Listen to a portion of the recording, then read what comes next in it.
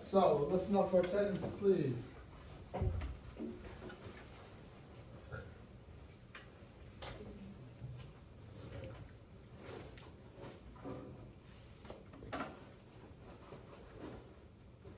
All right, backpacks, folders in your bag, please. Backpacks in the front, please. This is correct?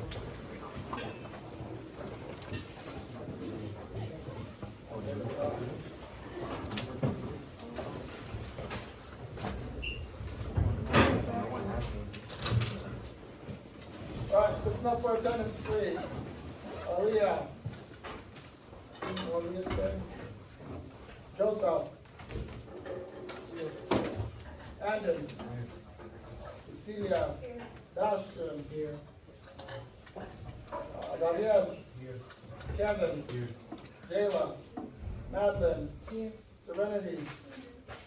Alan. Here. Trinity. Here. Ivan. Daniel. Francisco. Here. Rachel. Here. Rigoberto. Here. Alexis. Here. Siriana. Jose.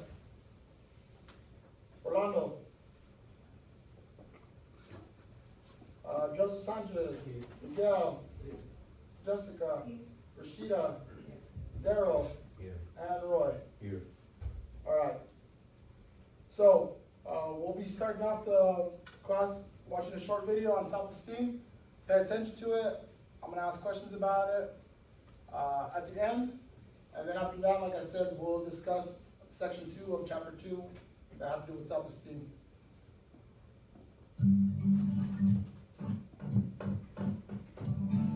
I would try my hardest and I just understand why this wasn't. On that note too, can you please get your laptops out? Make sure you have your ebook, your textbook on your laptop. That way when we're covering, you can follow along. How do you get this? How do you get this?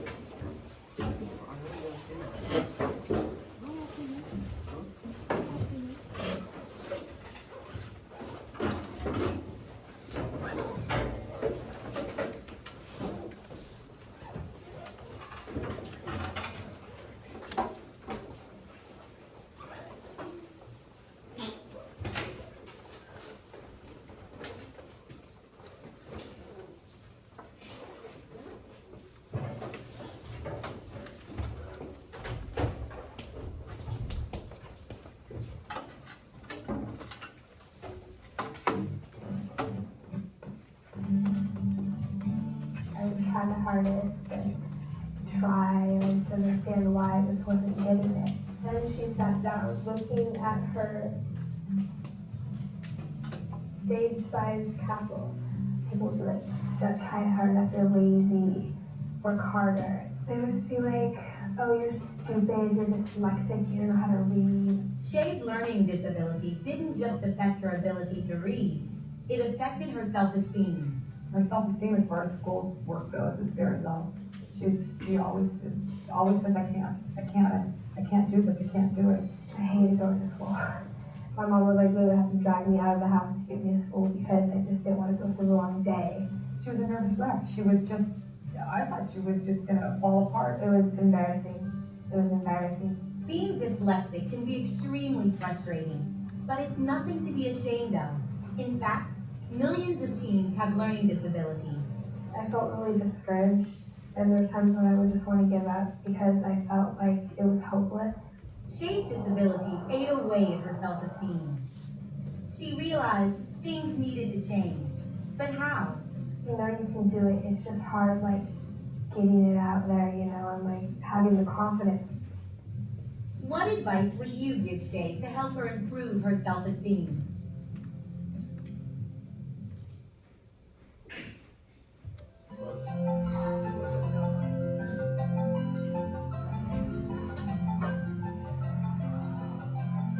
The teenage years are a time of exploration, trying out different activities, sports, hobbies. It's a time to figure out what you like and who you are, to discover your own identity. People's self-concept develops over time. Your self-esteem can take a lot of hits during adolescence. One way to boost your self-esteem is to identify the best things about you. Emphasizing what that teenager's strengths are, what they do bring to the table, what, capabilities that they are showing. Because that's really ultimately what helps them compensate. Sometimes you need to accept things about yourself that you cannot change. They'll call me Shrimp or Shorty, or there's a lot of names and just quick comments that people make just to try and make you feel bad. They call me like a short Pillsbury. These insults can have a lasting effect. They go to your head, and they just stay there for a while. And let's face it, I think society puts a premium on size, certainly height. I believe they see that and feel like they don't measure up. The inner voice may be that I'm not as good as. So, what do you do if you're short? First, understand that your height isn't something you can control. So be realistic and accept those things about yourself that you cannot change. There is no normal. There is such a variety from, if we just look at eyes, if we just look at skin color, if we just look at height, there really is no normal teenager. We need to be able to say, I'm beautiful anyway. I'm okay just the way I am. I'm not going to listen to that person who's calling me short or calling me too tall or not thin or too thin or whatever it is. I'm just not going to listen to that. You start to realize how insignificant it really is and how important it is just to know who you are as a person and be confident about who you are and that you can carry yourself any way you want and that's who you are and not your height. Be yourself. It's like, that makes me, don't try hard to fit in or anything like that, just be yourself and your real friends will come. Self-esteem is accepting yourself for who you are. I'm kind of odd. I'll say weird things, act completely odd, out of normal, but that's normal for me. You have to keep sending this message of look at what you have going on. Look at how you handle the situation. You be the person that you believe you are and can be. Glenn's issue wasn't his height. I was always the nerd kind of in this class. Why was there little support for those nerds? It was time to hang out, no one really ever called me. So I kind of kept to myself. I was real quiet and didn't really need to interact too much with people. And when you get in high school, you really want to do more of that kind of thing, but I didn't know how. Glenn was painfully shy. He didn't know how to start a conversation.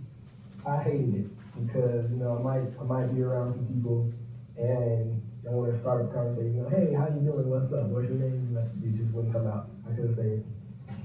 Glenn examined his strengths and set goals to join clubs. Okay, who's gonna be on your team tomorrow? The choir,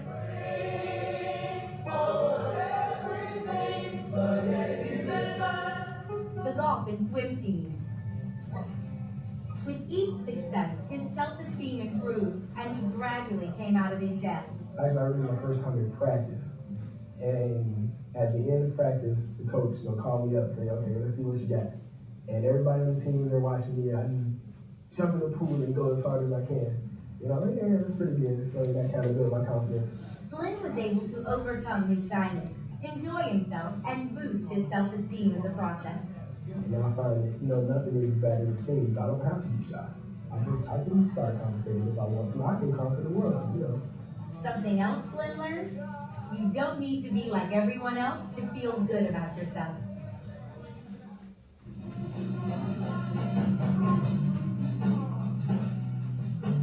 Sarah knows that too. They come up to me and they're like, you're looking kind of crazy today, Sarah. What's going on with the whole style thing? And Sarah wasn't going to change just to go along with the crowd. She found friends who admire her. I don't even think she thinks about the way she dresses. She just likes to have fun. She's always herself. I've never seen her in a situation where she acts a certain way or likes a specific thing just so she can fit in. when I spike my hair, it makes me feel good about myself. I like it. It's something different. It lets them know what kind of person I am.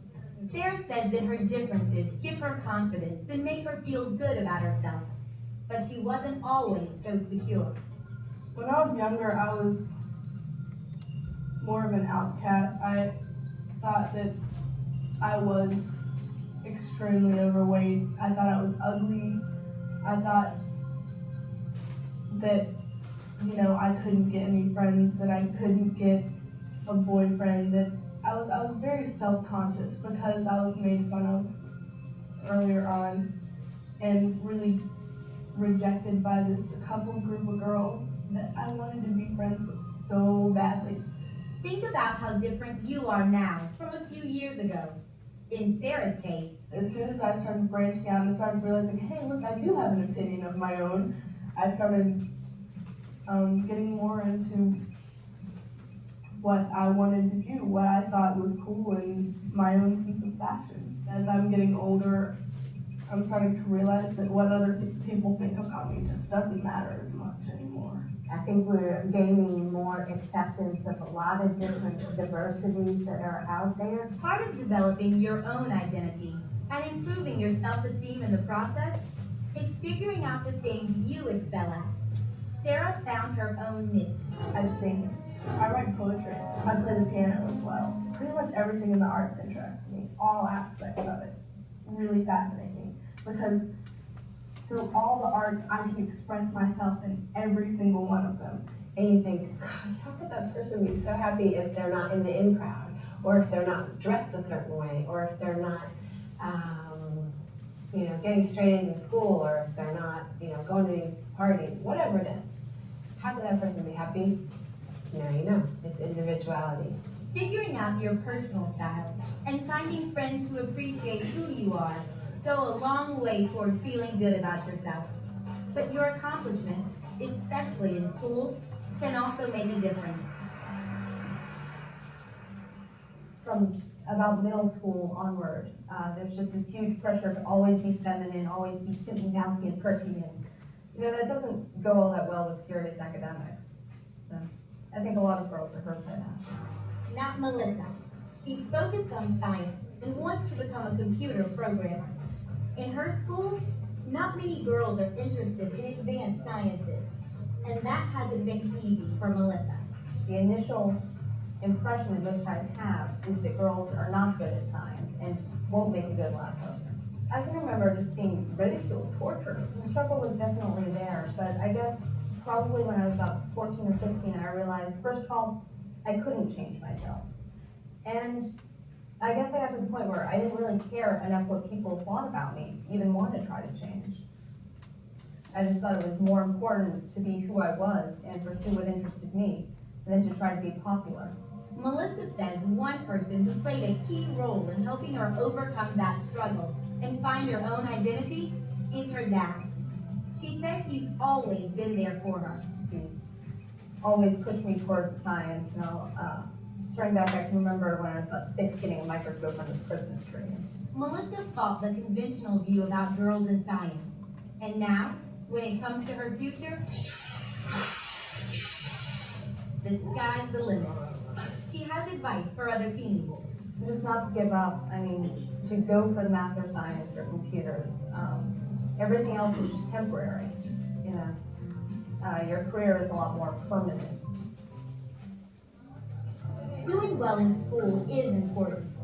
So is getting praised for your achievements.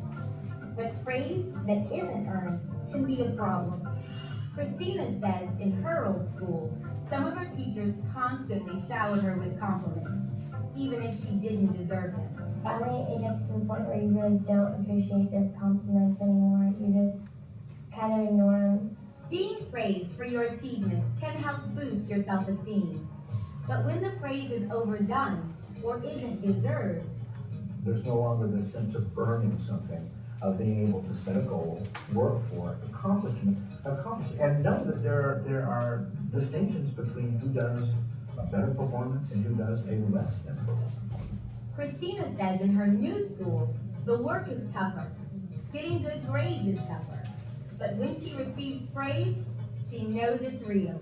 It's kind of like having a second set of parents here because they just push you to do better. And they praise you whenever you do really well, and they're happy when you're happy. And that helped Christina set goals for herself. Not just to do well in school, but to look towards the future as well. I'm moving to New York and I'm going to culinary school. Hopefully after that, I'll see where that takes me.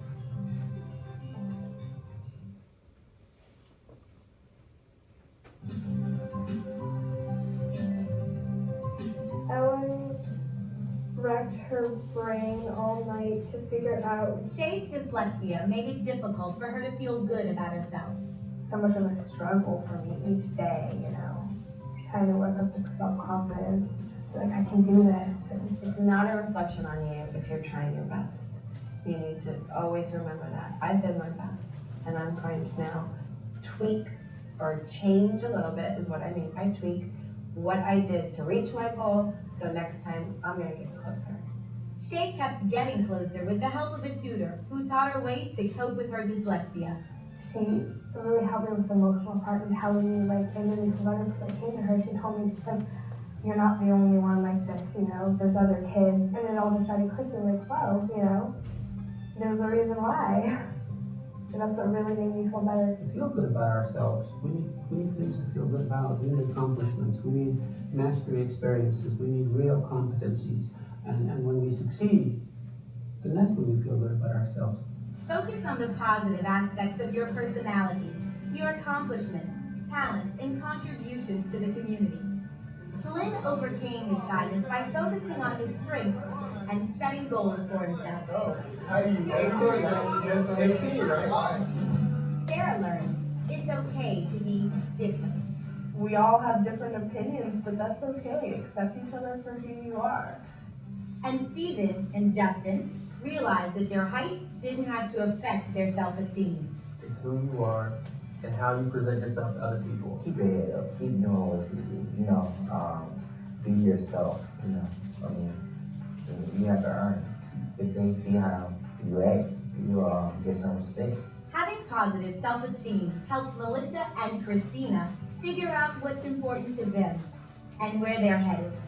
I'm probably going to major in computer science, and then hopefully I'll land a great job. I have a direction of exactly what I want to do, and I know exactly how I'm going to get there. And so that kind of gives me a greater sense of self-esteem because I know that it's all falling into place. What are some ways you can improve your self-esteem?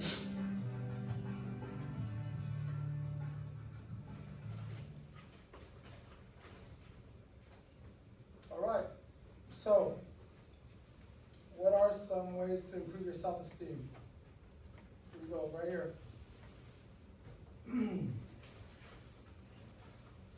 Anybody?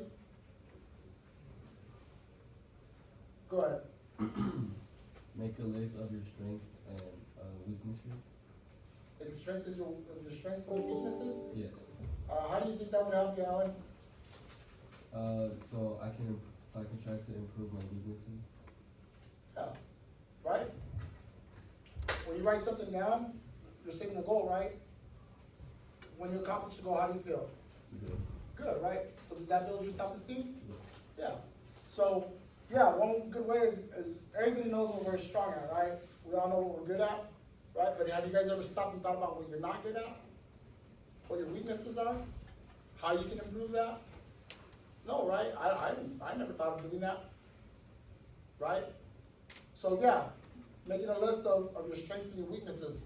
Because again, if you make a list of your weaknesses, you're writing it down, you're acting on it, you're doing something about it, and then finally you're gonna master it, right? And you'll feel good about it. So that builds your self-esteem. What's another way? Anybody? Set ambitious but realistic goals for yourself. Yeah. Set ambitious but realistic goals for yourself. You don't want to set a goal like, oh, I'm gonna make $1 million by the time I'm 18, right? I mean, it is attainable, you can do it, but what's the likelihood of it happening? Low. Right, it's low, right? What would be a more realistic goal? 100K. 100K? Or maybe even just get a job first, right? Right? What's another thing to build up your self-esteem?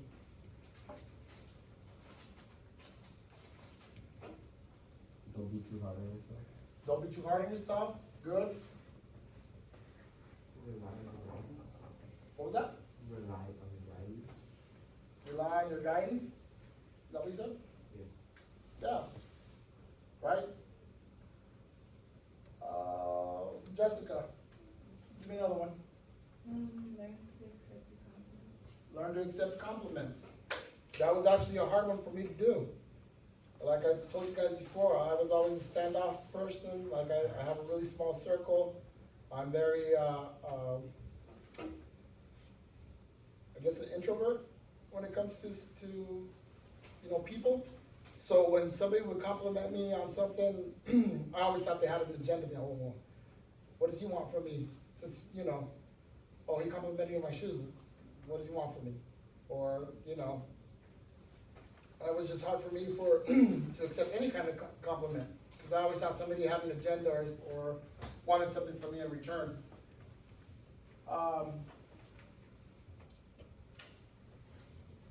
What was self-esteem? Anybody give me the definition of self-esteem? It's right there highlighted. Go ahead, Alexis. It's like how you feel about yourself. How you feel about yourself, right? Correct. Anybody want to take a shot and read that up there? The bottom paragraph, the second paragraph. Refers to how much you respect yourself and like yourself. Right. That's all it is. How much you respect yourself and how much you like yourself. The opinion of yourself actually is one of the definitions I gave.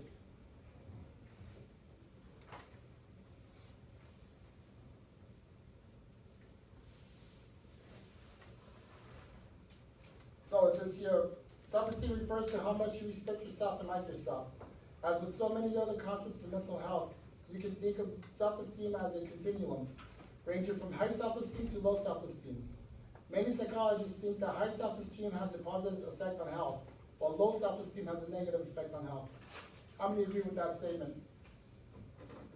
Rachel? Anybody else? Lift your hands up high. The majority of you guys? Yeah, I tend to agree with that too. Yes, sir.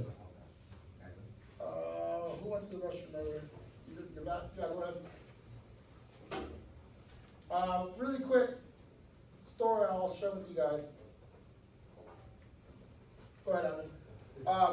So I've told you my son, my oldest son is a senior year this year. My son does wrestling and volleyball. So when my son started wrestling, he's a big kid. He's 6'2", 240 pounds. So at his freshman level, he was wrestling heavyweight. If you know anything about wrestling, once you're in the heavyweight division, you get matched up against anybody. You can get matched up against somebody who's a 300-pound person, 240. As long as they're above 220, there's no weight limit, right? So my son, as a freshman, was getting matched up against seniors who were older, heavyweight.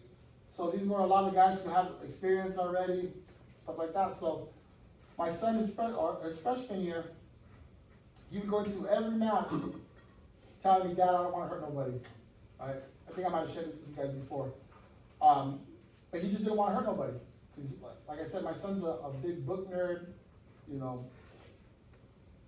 big teddy bear. He's not a violent person like his dad. So, that being said, his freshman year, he won 2 matches, right? Because he didn't want to hurt nobody.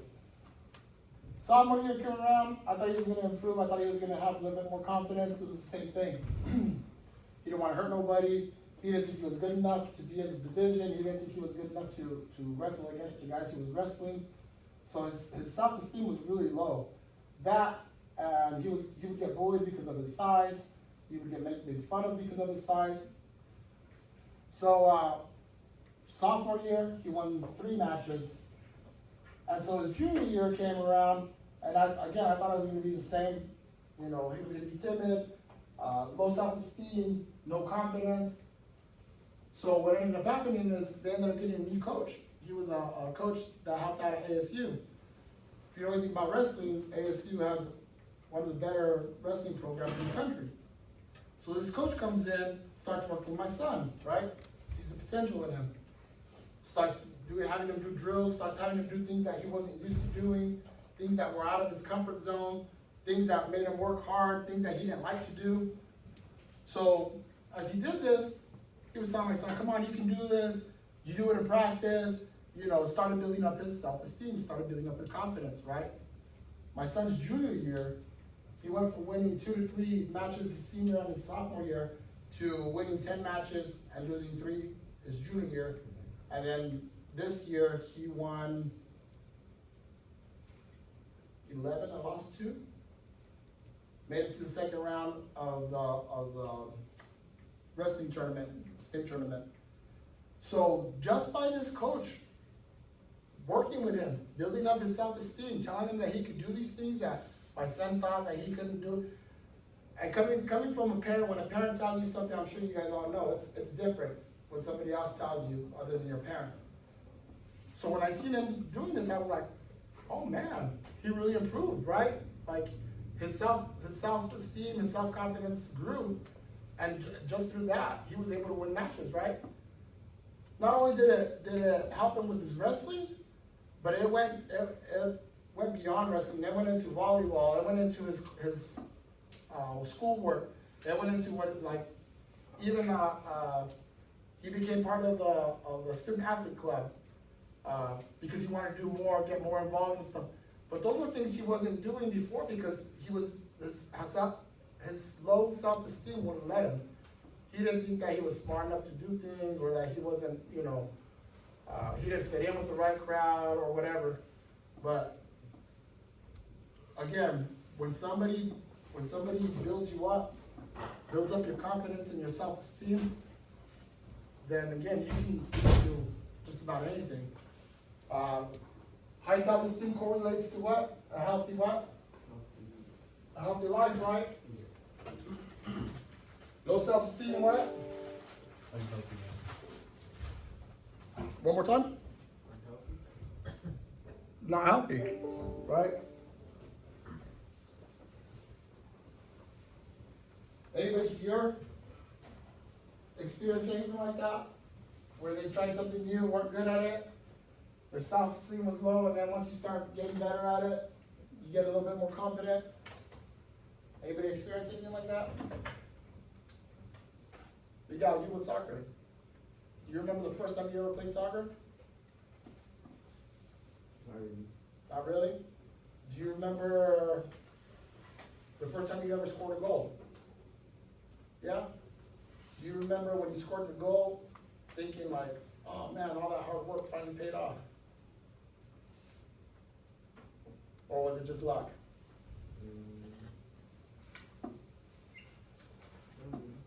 You don't really know?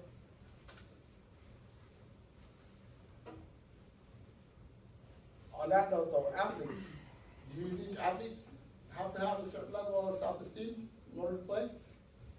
Yeah? Why do you say that? Why do you say that, Andrew? Why do you say athletes need to have some type of... Because if they have a low self-esteem, they might outperform. Yeah. Just like going back to my son. Like I would tell him, if you go in with a losing attitude, you're gonna lose, right? You've already gone in there, you've already lost the fight. You've already lost your match if you're going in there thinking you can't do it or the other person's better than you, right?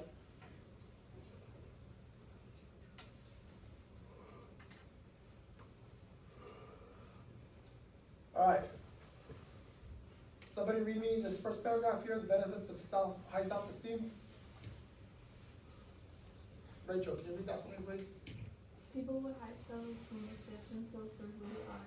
They have a realistic view of their strengths and weaknesses and maintain a positive attitude even when they fail at a task. They perform close relationships with the people who respect and value them because they value themselves. Some research shows that if you feel good about yourself, you will be more likely to eat well, to exercise regularly, and to avoid risky behaviors.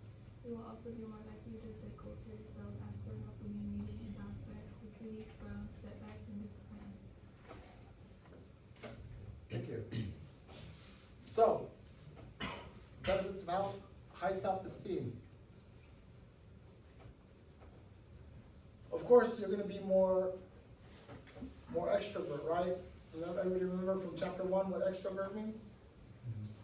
What does it mean? Outgoing, right? So if you have high self-esteem, you're more likely going to be an extrovert, right? Talking to people, learning new things, experiencing new things, right? We learned that in chapter 1 with personality, remember? What about the risk of low self-esteem?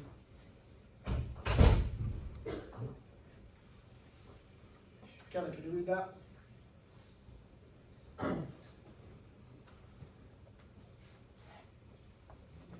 People with low self-esteem don't have much respect for themselves. They judge themselves harshly and worry too much about what others think of them. They may put on an act in public to impress others and hide their insecurities. Their fear of failure and looking bad may prevent them from trying new things. Negative thoughts such as I can't do that or I'm not smart enough make it difficult to succeed. So does thinking that success is a matter of luck rather than hard work? Thank you. So again, without going back to what we were talking about, you scoring your goal. A person with high self-esteem would say what? Yeah, all that hard work paid off. I finally was able to score a goal, right? A person with low self-esteem would say what? It was luck, right? I got lucky. People with low self-esteem too are people who tend to put on a show in front of other people and then tend to act in a different way, but they're by themselves. Anybody know people like that? Kayla, you know people like that? Call them fake people, right? Right? Do those type of people, you think they usually have insecurities themselves, low self-esteem themselves? Yeah, right, because they're trying to be somebody they're not, right? Would you rather hang around with somebody who's fake or with somebody who's real? Who will keep it 100 with you all the time? Yeah. So on that note, if you're putting up a front or if you're acting some type of way to be a people pleaser, then you need to take a look at yourself because there's some insecurities there, right?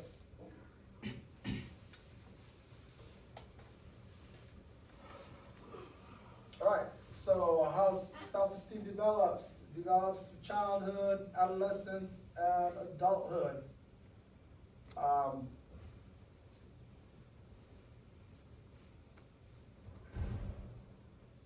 So on average, self-esteem drops in early adolescence, it increases gradually during adulthood, and decreases again towards the end of life. So, it drops in early adolescence. Why would your self-esteem drop in early adolescence? Not enough attention from parents. Exactly. And then anything else? Anybody else want to add to that? Not enough attention from parents.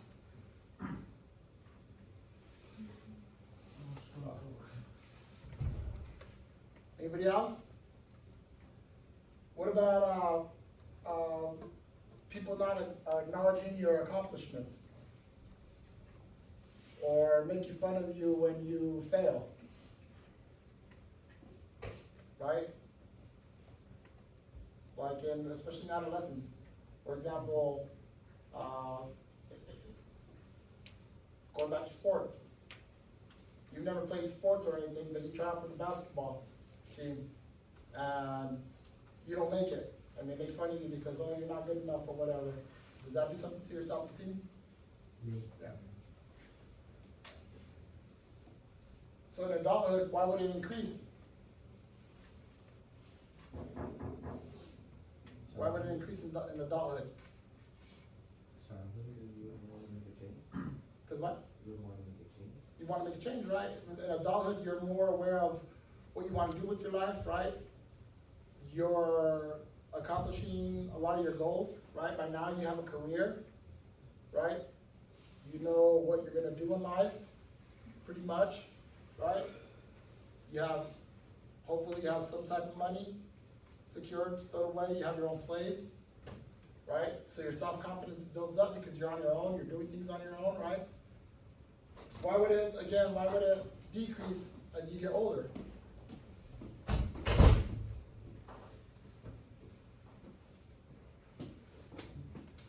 Because as the older you get, the more you feel like that you don't contribute as much. Health issues,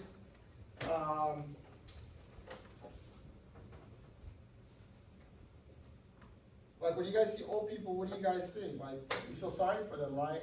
Like, because they can't move, they can't, so the older you get, the more lower your self-esteem goes because you start realizing that, some older people think they're a burden on their family, that they're just, so yeah.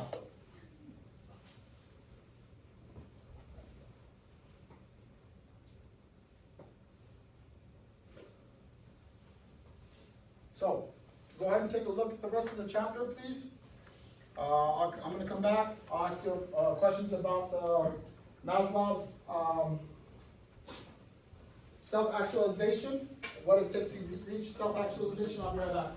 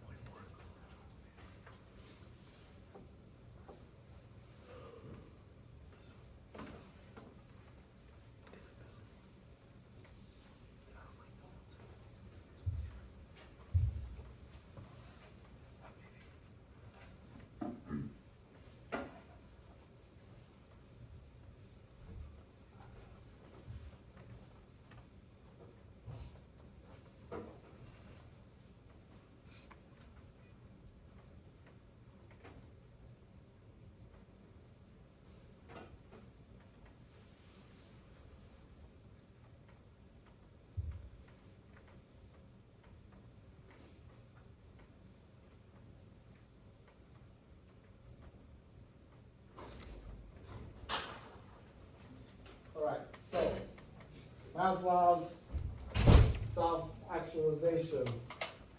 What are the 4 needs that you need in order to fulfill self-actualization? Anybody?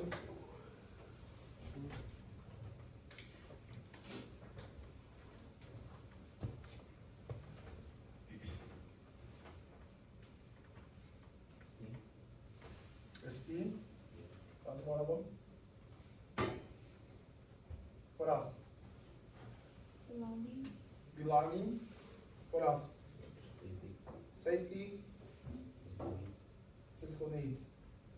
So, can somebody read what it says under physical needs, please?